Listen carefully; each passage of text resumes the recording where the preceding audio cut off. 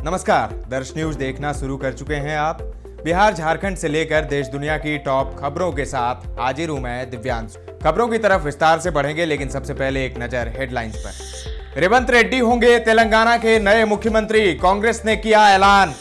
6 दिन बाद एक्शन में लौटे CM Nitish Kumar, cabinet meeting कर 23 एजेंडों पर लगाई मुहर। आरजेडी के वरिष्ठ नेता शिवानंद तिवारी को 1 साल की सजा, 2018 का है मामला। 17 दिसंबर को होगी इंडिया गठबंधन की बैठक, लालू यादव ने दी जानकारी।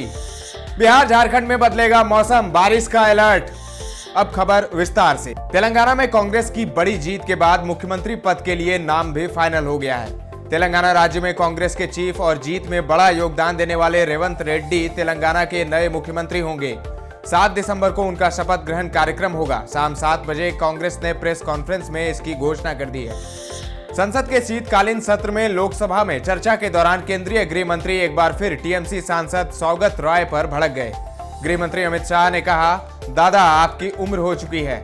बता दें कि सौगत रॉय जम्मू कश्मीर से अनुच्छेद 370 हटाने को लेकर बात कर रहे थे। उन्होंने कहा कि भाजपा की सरकार ने अनुच्छेद 370 को कश्मीरियों के फायदे के लिए नहीं, बल्कि अपने चुनावी वादे पूरे करने और जनसंघ के नेता श्यामा प्रसाद मुखर्जी के उद्देश्य एक निशान, एक प्रधान और एक संविधान को पूरा करने के लिए किया है। हालांकि यह पहली बार नहीं है जब अमित शाह इस तरह से सौगत रॉय पर भड़के हैं। बीते साल भी शीत सत्र के दौरान वह सौगत रॉय पर भड़के थे।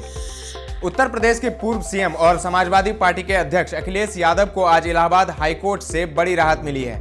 हाईकोर्ट ने नोएडा के दादरी थाने में अखिलेश यादव के खिलाफ दर्ज आपराधिक कार्रवाई पर रोक लगा दी है। फरवरी 2022 में अखिलेश यादव समेत अन्य के खिलाफ इस थाने में एफआईआर दर्ज की गई थी। हाईकोर्ट के जस्टिस राजबीर सिंह ने निचली अदालत में चल रही क्रिमिनल प्रोसीडिंग पर रोक लगा दी है। अखिलेश ने हाईकोर्ट में याचिका दायर कर निचली अदालत में चल रही कार्रवाई पर रोक लगाने की मांग की थी। प्रकरण के मुताबिक आरोप है कि 3 फरवरी 2022 को अखिलेश यादव ने राष्ट्रीय लोक दल के अध्यक्ष जयंत चौधरी के साथ चुनाव प्रचार के लिए जुलूस निकाला था। इसमें कोविड-19 के तहत जारी शासन के दिशा निर्देशों का पालन नहीं किया गया, जिससे महामारी बढ़ाने का खतरा उत्पन्न हुआ। इसके अलावा आदर्श चुनाव प्रचार संहिता का भी उल्लंघन करने का आरोप लगाया गया। इस पर सपा अध्यक्ष अखिलेश यादव ने पुलिस कार्रवाई के खिलाफ हाईकोर्ट में याचिका लगाई थी, जिस पर आज सुनवाई हुई। आज बिहार में सीएम नीतीश कुमार की अध्यक्षता में कैबिनेट की बैठक हुई, जिसमें 23 एजेंडों पर मुहर लगी। सरकार ने राज्य में इलेक्ट्रिक बसों के संचालन के लिए इलेक्ट्रिक वाहन नीति 2023 को मंजूरी दे दी। इसके साथ साथ सभी विभाग, बोर्ड और निगम की पुरानी गाड़ियों के निष्पादन की पॉलिसी को भी स्वीकृति दी गई है। पटना हाईकोर्ट में 81 पदों के सृजन को भी मंजूरी दी गई है। कई दिनों से बीमार चल रहे सीएम नीतीश कुमार एक्शन में लौट आए हैं। आरजेडी के वरिष्ठ नेता शिवानंद तिवारी को एमपी एमएलए कोर्ट ने 1 साल की सजा सुनाई है। मामला 2018 का है, जब आरजेडी नेता ने संजय झा के खिलाफ अमर्यादित टिप्पणी कर दी थी।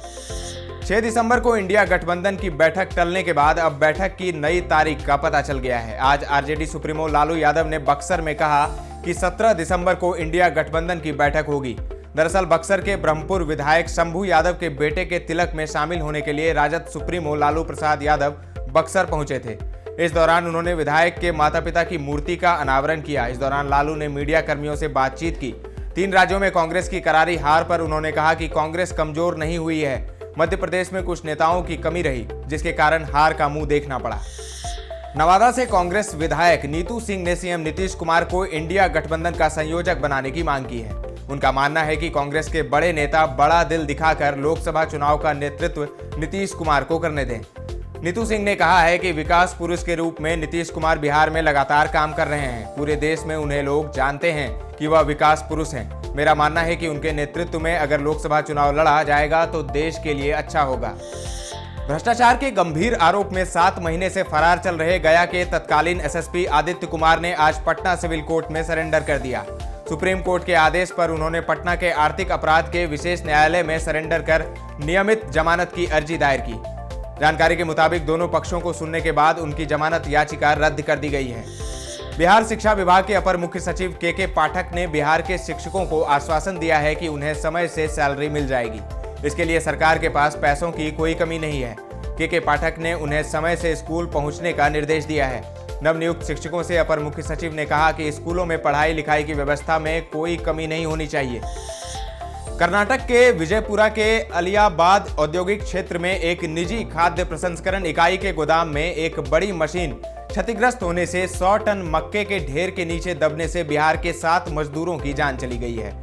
खोज एवं बचाव अभियान सोमवार शाम करीब 6 बजे शुरू हुआ और मंगलवार सुबह 11 बजे तक चला। पुलिस ने इस मामले की जानकारी दी।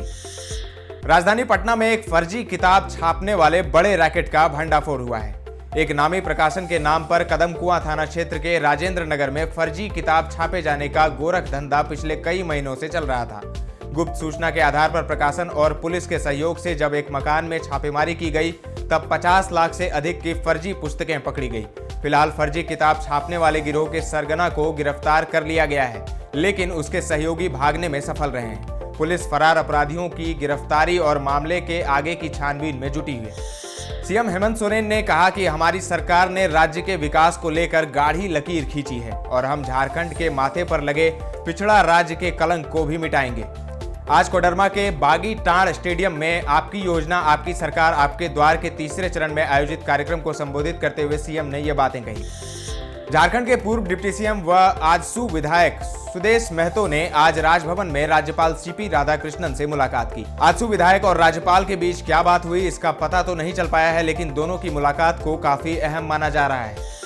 अब खबर खेल जगत से। टीम इंडिया के स्टार तेज गेंदबाज दीपक चाहर के साउथ अफ्रीका दौरे पर संशय की स्थिति बन गई है। चाहर के पिता लोकेंद्र चाहर को ब्रेन स्ट्रोक के बाद अलीगढ़ के एक अस्पताल में भर्ती कराया गया है। दीपक ऑस्ट्रेलिया के खिलाफ आखिरी T20 मुकाबला भी इसी कारण नहीं खेले थे। दीपक चाहर ने आज पिता के हेल्थ पर अपडेट दिया। उन्होंने कहा कि पिता का सेहत में धीरे धीरे सुधार आ रहा है, लेकिन जब तक वह पूरी तरह से सही नहीं हो जाते तब तक मैं उन्हीं के पास रहकर सेवा करूंगा। दीपक से जब साउथ अफ्रीका दौरे को लेकर सवाल किया गया तो उन्होंने कहा कि पिता उनके लिए सबसे अहम है।